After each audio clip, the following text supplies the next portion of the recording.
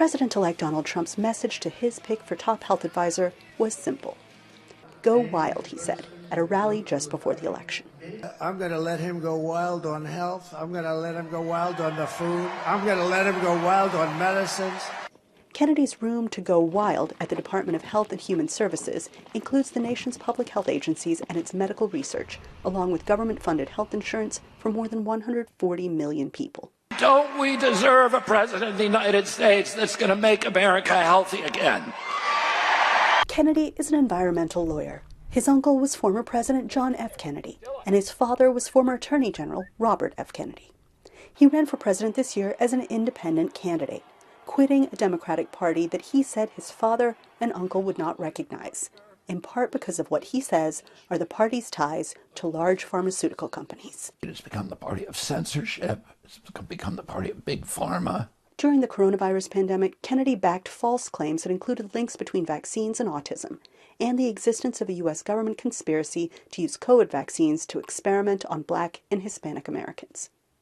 Kennedy says he is not against all vaccines, but he does not want them to be mandatory.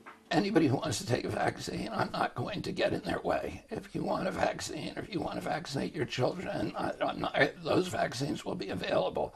The World Health Organization calls vaccines a global success story that have saved millions of lives, a stance the UN body repeated shortly after Trump announced his intention to nominate Kennedy to the top health post. Vaccines are the reason so many more of us have survived to adulthood than we ever did before.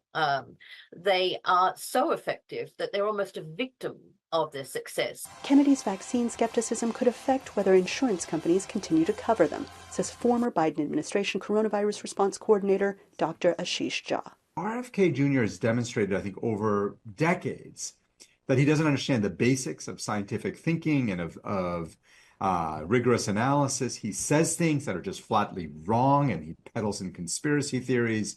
Public health advocates have expressed concerns about Kennedy's views that HIV does not cause AIDS and that fluoride should be removed from U.S. drinking water.